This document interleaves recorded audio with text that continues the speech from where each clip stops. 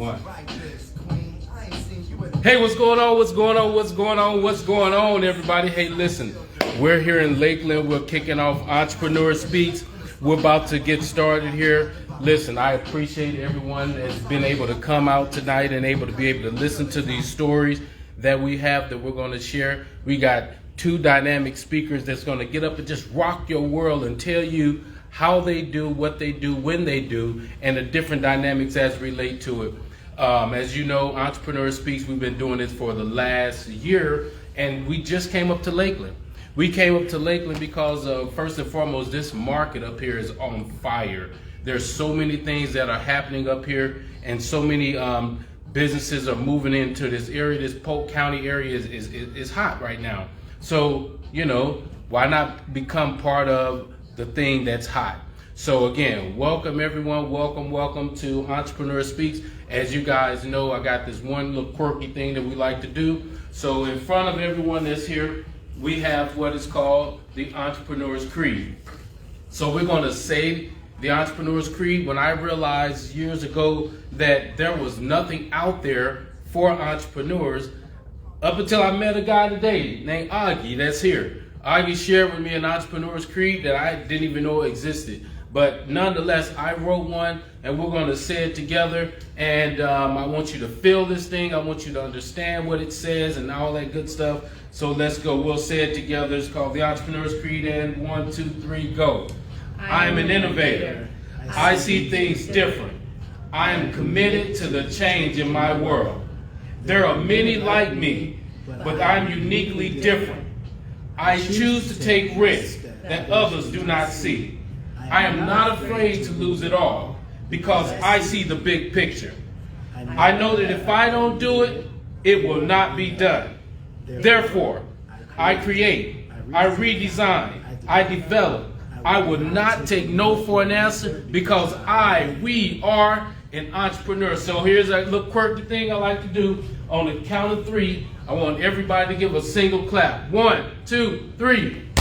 That's what I'm talking about. Hey, again, welcome to Entrepreneur Speaks. Entrepreneur Speaks is a platform to whereas we don't want, in so many words, to hear about your business. We don't want to hear about your business because guess what? There's enough information online for us to hear about your business. I can Google your business. I can Google what you may or may not have been doing relative to your business, but what I can't figure out is your story. I can't figure out how you got to this position, how you ultimately became an entrepreneur, how you failed your way forward, as John Maxwell's book says, failing forward. I can't figure that out. So the only way I can figure that out is by you telling your compelling and inspiring stories, and those who sit in front of you or in the room to hear it, they're able to say, guess what? If Daryl did it, I could do it. If Daryl did it, I could do it. So I'm going to tell you my story as we kick it off, and then we're going to bring our other speakers up, and they're going to tell their stories. I stated I'm Daryl Heights, the founder and president of the Schweitzer Heights Group. Honestly, when I got started in this thing called entrepreneurship, I remember distinctively working at a company in Milwaukee, Wisconsin. Working at this company, and as I was working there, we had to be, I think the name of the company is called Fleet Mortgage. And we was working with Fleet Mortgage, and as we were working there, sitting there, we were doing a bunch of filing. And at that point in time, I didn't know nothing about temporary agencies. I had no clue. All I knew was I had a job working with Fleet Mortgage, and we was doing filing. We was doing something with home loans, opening them up, sorting them out, and doing this and doing that. And then all of a sudden, they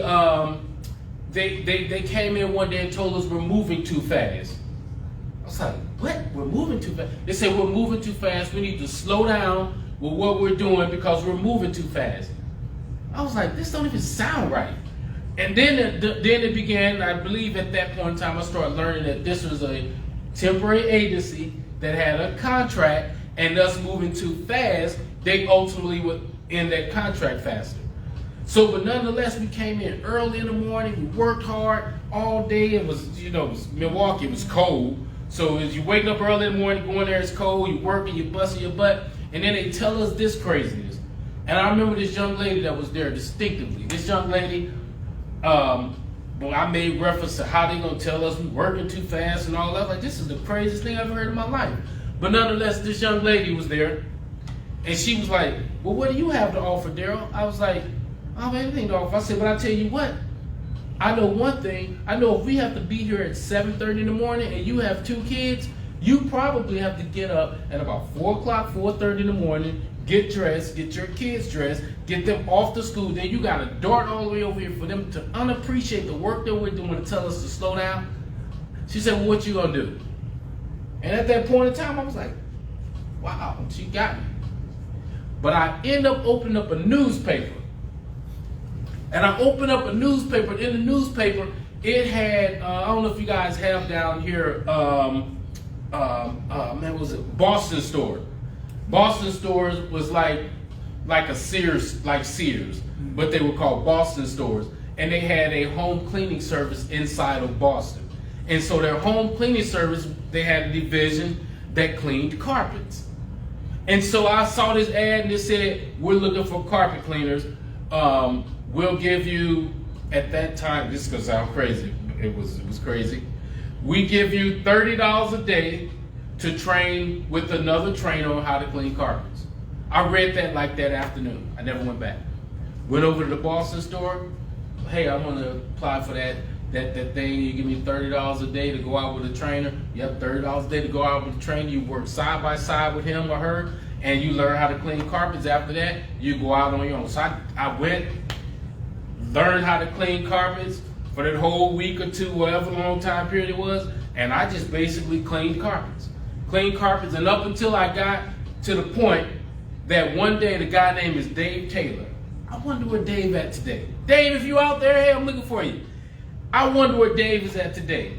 Because I became so good at cleaning carpets that Dave came around and said to me one day, hey, Daryl, listen, you don't have to keep bringing your carpet machine back.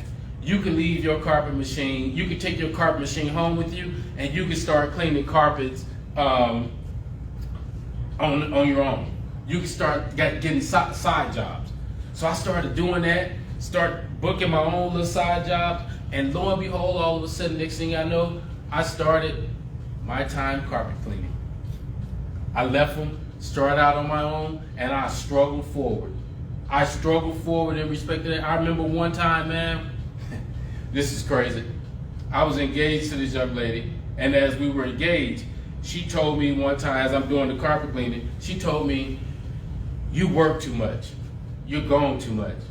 And I was like, this is the craziest stuff I've ever heard in my life. And so she told me this, and I'm like, okay, all right. So my brother, they didn't have the best relationship with each other. So one day I pull up at home. My brother's car is in my driveway. His car is in the driveway in the parking stall, and he has the what do you call it? That lock that he is, the steering wheel lock. What do they call it? The club. The club. He had the club on his car, and I was like, why is my brother at my house with the club on the car? And I'm like, okay.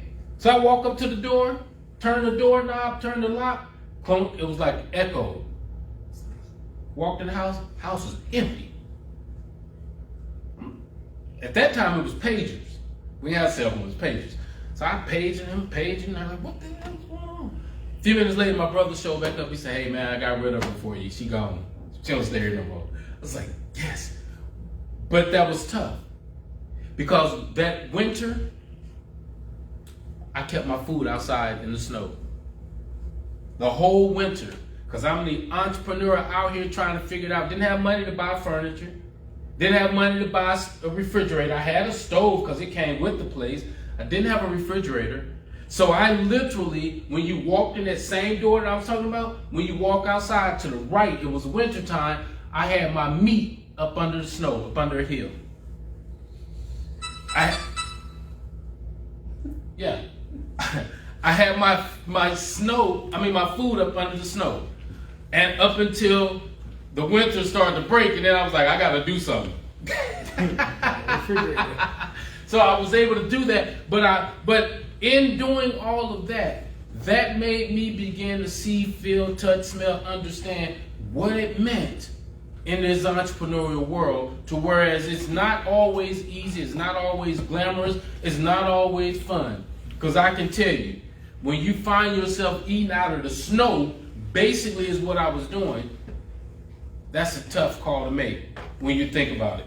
But what ends up happening in a day like today is people will judge us from where they see us at now, and not fully understanding what we've all been through to get us to this point. So that's my entrepreneur story. That's one of my entrepreneur stories. I've been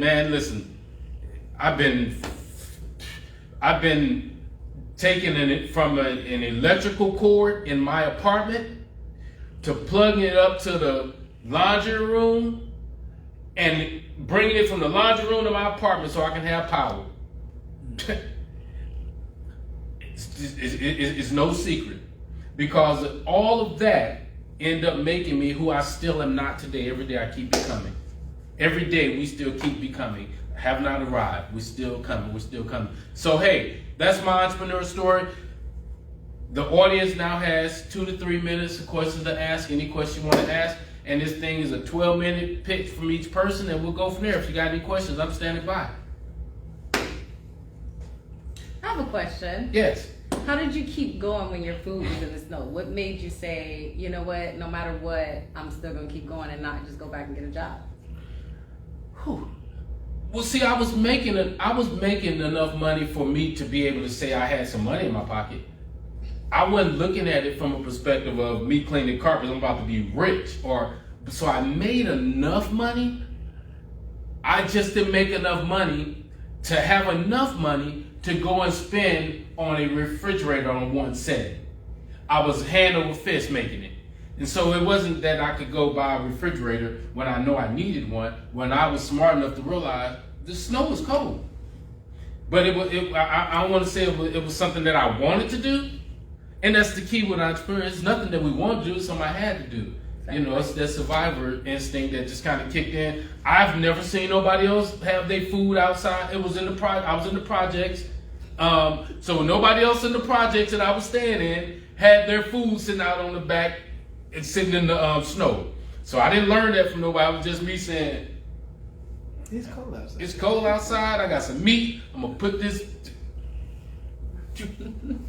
And when the snow would start melting away, I was covering it back up the more. So, Daryl today would tell Snow Daryl what? Wow. What would Daryl today tell Daryl Snow Daryl? Daryl today would tell Daryl Snow Daryl, it's not my quote, but I would say to Snow Daryl, continue to honor what you've been through. To honor that piece. Because just like in how this platform got started, Entrepreneur Speaks, it got started so that we can hear these vulnerabilities, so that we can look out beyond our scope and look out in our lantern in life and be able to share with somebody, to tell that somebody that, listen, what you've been through, there's value in it. Because there's no way anyone's going to listen to me if I have not experienced the things that I've experienced. There's no way I can be valid in the marketplace. So I would say to Snow Daryl, in a realistic, if I had to break this thing all the way down, I would probably say, Daryl, go get a job so you can have some money and get a paycheck on a daily basis. I probably would say that, but I'm excited about that retardedness and the many other retardedisms. And I guess I would say the optimal word is as it relates to that, because I went through it. I didn't stop at it. Yeah, I didn't stop at it. So hey, coming to the stage is going to be the host up here in Lakeland, who's going to share and tell and be here to make sure this thing rocks all the time, is my friend Akia with Paradigm Financial and Consulting Services. She's going to come. She's going to tell her story. Let's give it up to her on the count of 3. 1, 2, 3. All right. right. Hey y'all, what's going on? So you guys know a portion of my story. We've talked about this several times, and those of you guys who follow me and come to my speaking events, thank you for coming. As Daryl said, he allowed me to utilize his baby here in the Lakeland area because I honestly believe in Entrepreneur Speaks. It was the first thing that I spoke at that I was able to be me. I was able to talk about who I am, how I got here. Most people are worried about my knowledge and how does it work with my business and what do I need. But no one ever really knew my story. So Daryl made me throw down my note cards one day and come and speak for him. And I figured that Lakeland probably needs this same thing because it definitely helped out in Tampa for many of us entrepreneurs. So let's talk about my story. If you know me, you know I am the hood boy's girlfriend. I am the dope boy's girl. That's who I am. I don't pretend. I don't act like I'm anything than what I was. For many, many years, that's who I was. That's who I thought I was going to be. I was very intelligent, so I made their businesses run well. So I did not think about being an entrepreneur. I didn't think about how to be an entrepreneur, but life was really hard. I left home at 15 years old and raised myself, basically. Me and my cousin raised myself, and never thought in a million years that any of the things that's happening would happen. I dropped out of high school when I was 15 years old. I was making enough money on the streets and in Burger King that I didn't have to worry about going to work every day. I didn't have to worry about going to school to get a good job or any of those things because I felt like what I was doing was going to last forever. Y'all, you know how it is. We think we're invincible when we're kids. Come to find out that was not how life really works. So I had to figure out different things and how to use my skill sets. So fast forward a few years, I did go back to school, graduate from high school, and end up graduating from college with honors. No one ever thought that would happen because I am the dope boy's girlfriend. They never thought I would leave the hood and do the things that I was doing. So I said, well, how many people out there are like me? Here I was, running the streets. They thought I would be pregnant, have all these kids. Been back and forth to jail, had a couple things going on in life. You know how it is, y'all. So they didn't think that I could be quote unquote successful. So my thought was, how many people are out there like me? But my mindset was on being a corporate CEO. I was gonna be a Forbes 500 CEO of X company. You can put whatever name you wanna put in it. And that was my theory, and that was what I was gonna do. I was definitely on my way to being on that corporate ladder. And then I started noticing, oh my God, so many people's dreams are dying out here. And it's only because they don't know what to do or how to do it or who to talk to or where to go. It took me back to my time being younger, not having a person, a soul to depend on. It was me and me only. When I left school, I didn't know what I was gonna do, how I was gonna do. I was 15 years old. Like, what was I gonna do? I equate that to being an entrepreneur. You walk out into this world and you're completely lost of what you're supposed to do, who you're supposed to talk to, who you can trust, who you can trust, and who's there for you and not just for themselves. So I had to use my skill set from the streets to be able to learn how an entrepreneur works. And for all y'all that street people, please understand, you already doing it. You just gotta come and be legal. But you're already doing it. Some of the best dope boys are the best salespeople. No joke, y'all. Think about it. Some of the best bookkeepers are out there in the streets. They keep their money good. I bet you it's never low. So I wanted to take those people, and I wanted to take people like me who thought we had nothing in this world. We were never going to be anybody. We were going to be in that hood area, fighting for our lives every day, and I wanted to show them that you don't have to do that. One, I started climbing the corporate ladder. So I went to school. I got my degrees, my certifications, and this is not something you have to do. It's not something you have to do. It's something I did because I had to prove to myself that it could be done. I went ahead and got everything that I felt like I needed, but you know what? You a young black woman, sweetheart. Some of those positions is already steady. It's very hard to get in that boys club in some of those CEO positions. So what I was doing was giving my information as an entrepreneur away for free. People would come and say, hey, can you set up my LLC? Sure. Can you help me find out how to do this business loan? Yeah, sure. Had absolutely no problem with doing that because that's not what my mindset was. I was not going to be an entrepreneur. And then one day, a friend said, you're giving all this away for free, but who gonna pay your student loans and who gonna do this? Plus, some people need what you're doing on a regular basis. So I decided to come out in this world and get to know it a little bit better. So the dope boy's girlfriend walked into boardrooms that people didn't expect her to walk into. The dope boy's girlfriend stands in colleges and gives this speech. The dope boy girlfriend has not only began her business, but is thriving in under a year. I tell people all the time, don't let your past be who you are. That's not who you are. It's who you began to be. And your past creates the characteristics needed for you to survive throughout. Don't get stuck there, y'all. A question was asked to Daryl of what you would tell your younger self. What would you tell that person that went through that terrible time which you thought you would never get out of? And mine would be, go through it. You can't be who you are trying to be without knowing who that person is. You will never know how strong you are if you don't go through something first.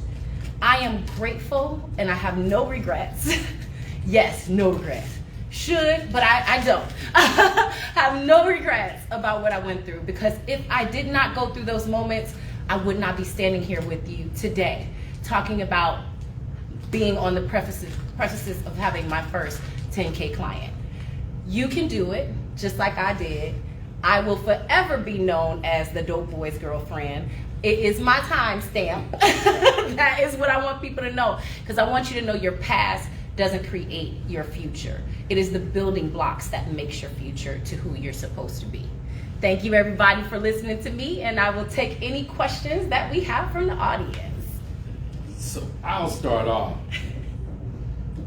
You left the nugget out there that if you can just be a little bit vulnerable with that nugget. Jail? Okay, so he always does this to me, y'all. So, of course, being in the streets, people test you. Your gangster gotta be tested. And I'm a punk, y'all. I'm gonna tell y'all the truth. I'm a punk. But don't get me mad. So, a couple times, people got me mad, and I ended up in jail. And I just want to let people know that have ended up in those situations that they don't stop your life, y'all. Like, I thought it was going to stop me from being who I was supposed to be. No, it made me an advocate for people who went through what I went through. Because at the time I was going to jail, I was going through domestic violence, but we call it in the hood fighting. We don't call it domestic violence. So I didn't understand what that meant at the time. Now I'm an advocate for women that went through what I went through.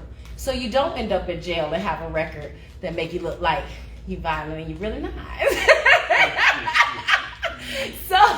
So that is one of the things I tell people, jail doesn't break you, it makes you. It made me. First of all, it made me realize that I don't want to be there. 2, it also made me realize that no matter what you've been through, you can overcome. So I'm grateful that it happened to me. I absolutely would trademark the dope boy's girlfriend. I would do that right now. Call him right now and get that trademark going, because that is something that's gonna take you places, get you in rooms. That's my tagline, because that's what I was. I didn't have a legit boyfriend till my 20s, for real. Trademark that. Deep. Trademark that. Thank you. Well, hey everybody, listen, let's give it up, let's give it up, let's give it up, let's give it up for Akia. On the count of 3, let's give it up to her. 1, 2, 3. All right. So this other person that's coming up on the stage, this person I met, man, it's almost been a year. It's over a year ago. We met at an event, and as we met at the event, we just fist bump, got a couple words back and forth to each other. And then fast forward, I began working for the county and reached out to this brother to have some conversation with him about some of the things that I was witnessing, and I wanted to bounce it off of the limited conversation I remembered us having several months ago. So then we sat down, we talked, we had this dialogue. It wasn't a talk, it was like a miniature conference that we sat down and had this dialogue about some various things, and came to the table with the wealth of knowledge, not just the knowledge in respect to business, finances, and the marketplace and everything, just a wealth of knowledge from how he got there. Because he didn't just show up where he's in the areas that he's in, and then the many things that he's doing. We're excited to be able to have him here to share with us, to share with you. Let's give it up on the count of 3 to my friend Cedric. 1, 2, 3. That's what I'm talking about. My dog. Thank you, bro. Thank you, bro. Thank you. Oh, yeah. It's so nice. Yeah. Okay. Hello, everybody. My name is Cedric Joseph. I am the owner of a little company called High Octane Solutions Incorporated. How did that even start? Okay, so let's start 20 years ago. I got a job. Well, let's start before that. I used to work for a nonprofit called, let's start before that. Oh, we're going way back. All right. Ooh, right out of college, I got a job with a company called Dean Witter Rentals. I don't know, I'm an old guy. I don't know if you guys know that company. Dean Witter Rentals was bought by Merrill Lynch. They were Merrill Lynch's competition.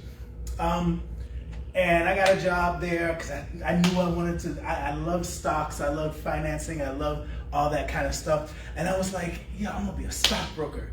So I got a job and I'm working it, and I realized 3-4 years in that I hated it. I hated everything about it except the money. That I loved. But stockbrokers are not good people. Let me just tell you that right now. They are, woo, some of them are not really nice. But anyway, but one of the good things about having that job, they would send me out to places that they would not normally go to find clients they would not normally have. You can read between the lines. So one day they sent me to an event where there was a speaker there, and I'll never forget his name because he changed my life. His name was Wendell Page, and Wendell Page was the president of an organization called the Florida Regional Minority Purchasing Council, FRMPC. And their job was to be the middleman between major corporations and small minority vendors that were trying to get contracts with major corporations. And Wendell was speaking about, waxing poetically about small businesses and entrepreneurship and moving businesses to that next level. And it's as if he was talking specifically to me. And I was like, yeah. So when the speech was over, I ran up to this man and I said, hey, you don't know me, but I want to work for you. And I was 24, 25-ish. And he looks at me and goes, okay, how much you make? I told him how much I made. He laughed in my face. He said, I can't afford you because of what you make at Dean Witter. I made too much money. He couldn't match that in any way, shape, or form. So about a week goes by, and I'm going back to work at Dean Witter, and I hate it. I hate it there. I don't want to be there. And so I called him up and I said, hey, listen, that money that you can't afford, can you pay me that? And he goes, are you sure? And I said, yeah, I want to do this. So you can imagine a 25-ish-year-old guy taking a $30,000 pay cut just because he hated where he worked. And here's the thing. I went to work for Wendell Page, and I worked there for 4 years, but I loved every single day I was there. Couldn't afford nothing, couldn't go nowhere. I was at work all the time. But I enjoyed being at work because it was fun. But one thing happened while I was there. So we used to have we had a problem because we were a nonprofit, so that means we had no money. But we had major corporations that were our clients, so we needed to market ourselves professionally to these organizations and to these small businesses, and for these small businesses have a place for them to market themselves to these major corporations. So it was like a dual role. I could see that. But we would hire these marketing companies that would come in, and they couldn't see that. They couldn't understand how that worked. So some of them would come in and give us hundreds of thousands of dollar prices and stuff like that, and couldn't get the work right. And then others would come in, just couldn't do the work, and their pricing was horrible. But I could see the whole picture. So I went to a buddy of mine, and I said, hey, I'm gonna set up a meeting for you tomorrow with my boss. Here's a script. You need to say everything on this script. And he's like, why? I was like, just do it. Just say everything that's on this script, and I'll buy you dinner for a week. And he says, okay. I said, but you gotta wear a suit. He's like, okay. So he puts on the suit, comes into the office. He leaves with the contract before he gets out of the office. He won the contract. So now I'm like, shit, I need to do the work, but I also have to do my regular job. How am I gonna do this? And that was my first company. It was called 3MTI, Multimedia Multitasking International. And wow. And that's how I started in marketing, because I was like, I need to figure this out. And so for 3 years, Lord, I'm saying this out loud. 3 years, I got 2 paychecks. My company was paid for doing the work, and they loved the work, because I would go home at night, do the work, give it to my buddy, he turns it in, I give him a piece, and then it would just keep going like that for 3 years. And I would get my job, I would get paid for my regular job. So one day I walk into my boss's office and I said, hey, here's my resignation. I need to go because I need to make something of this. And he's like, are you sure? I was like, yeah, I need to get out of here. But by the way, that company you're paying, that 3MTI company you're paying to do that work, I own it. And he goes to me, what? Zurian owns that company, or whatever his name was, owns that company. And I said, no, he works for me. I own that company. And after he got mad at me for about a day, he praised me for saying, you know what you're doing, Fast forward a few months, he gets tapped to go be the director of supply diversity for the entire state of Florida. So he's now running the state of Florida supply diversity. I run my company for another 2 years, and then he calls me and he says, hey, I need you to move to Tallahassee. I'm a Miami boy. Down We south, baby. we don't go to Tallahassee, unless it's what time, So we don't go to Tallahassee. So he and I had kept in contact. He was my mentor. I love this man to this day. He said, boy, get your ass to Tallahassee. I said, yes, sir. So I moved to Tallahassee and became deputy director of the state of Florida's Office of Supply Diversity. And we ran that office for 4 years. Well, with me as deputy director, we ran it for 4 years under Jeb Bush's second term. And, but before I got there, I started my other company, which is High Octane Solutions Incorporated. I knew there would be an opportunity, and I knew there would be a need for the services that I was already providing, and I just needed to find a way to do it. And so, like every entrepreneur, that was my sideline job, for many, many, many years. And 5 years ago, I decided to make it my only job. I left the job I was in and decided that High Octane was ready to do its own thing, stand on its own, and by the grace of God, it has. And we concentrate on 3 major things: marketing, financing, and management solutions for companies. And if you need to find me, highoctanesolutions.com. And that's it. 1, 2, let's give it up, let's give it up, let's give it up. 1, 2, 3. All right, Fed. All right. Hey, hold on. Questions. So I have to ask, being a person that is still in corporate, and at a very large company, how was it when you said, I'm leaving the state of Florida? I'm leaving the state of Florida to try this thing that I'm not even sure is gonna work. Like, what was the thought process there? Well, actually, I had left the state of Florida after 4 years because the woman who I fell in love with and I'm still with today said to me, we are pregnant. And so I came to Polk County and became the director here within Polk County. Polk County is the 4th largest county in the state of Florida as it relates to land. The 4th largest county in the state of Florida. We're larger actually than the state of Rhode Island. But, so I ran this organization and took it from meager standings to multi-millions of dollars. I did that for 12 years.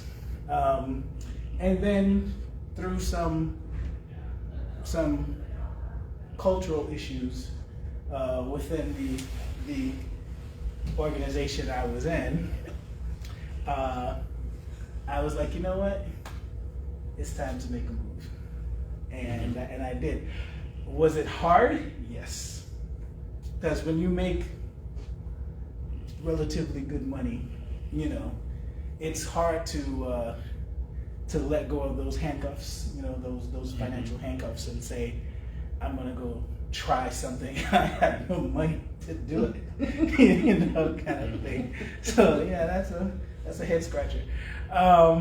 But you gotta have faith in yourself. You gotta have faith in yourself. You gotta have faith in your product or service, and you gotta have faith that you're gonna get up every single day and work like you've never worked before, because you still want to eat. Babies still need clothing. Woman still likes to go out from time to time. Mortgages, car payments, health insurance, those types of things. So you work and you figure out how it works, how to make those things happen. And it doesn't come easy, because if most people in the world are not natural salesmen, so they cling to jobs where they don't have to sell. Right. I am not a natural salesman, but I will sell ice to Eskimos if I need to in order to get what I need.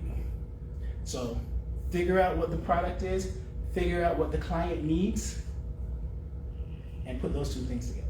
One more question for those still in corporate. What was the breaking point? What made you say, today, High Octane is it? Like, what was that point?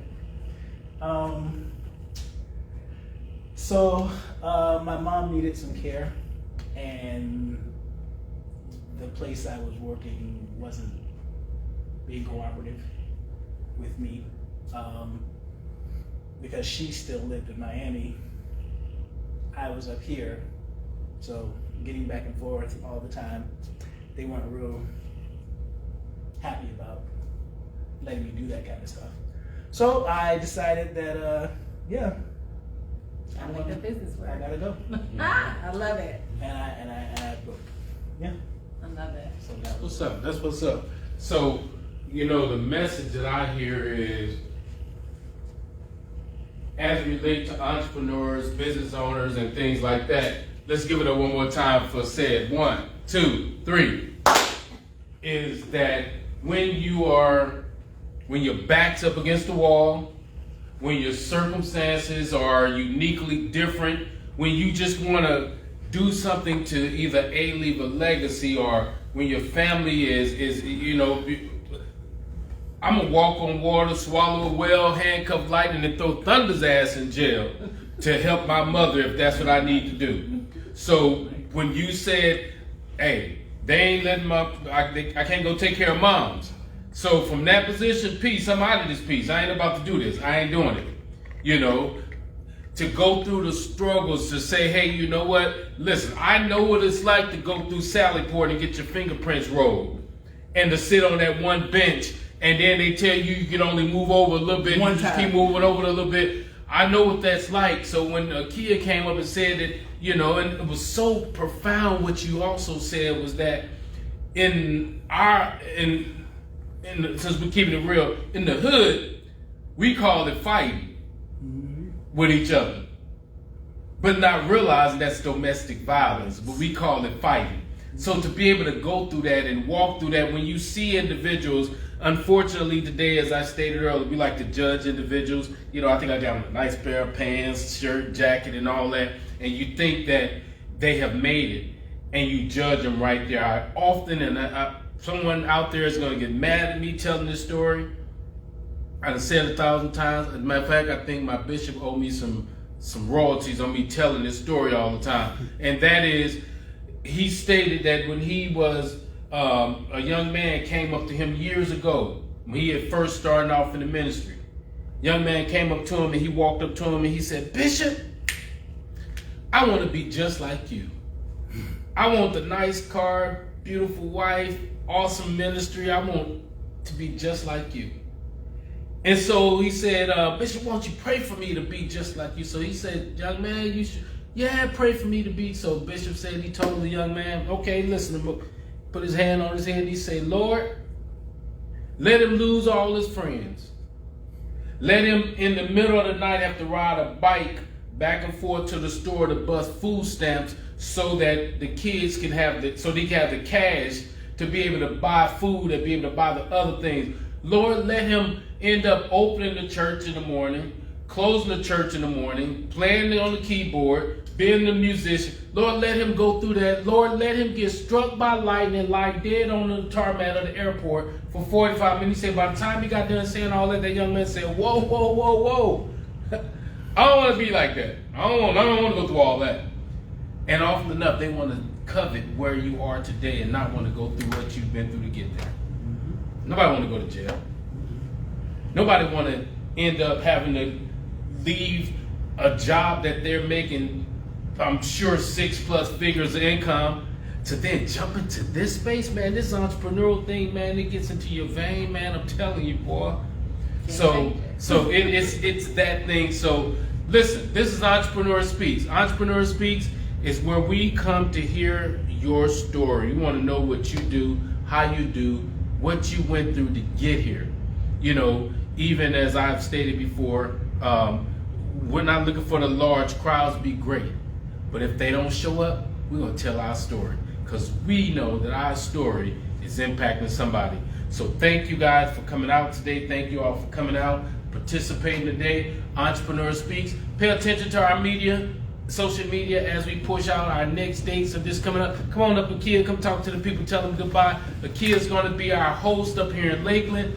We're excited about being able to come up here in Lakeland at the Catapult to tell stories and to hear from the business owners and individuals that are in here. Akia, go on and tell them bye and tell them how you going to rock this thing in the months to come. I got to jump out of sight.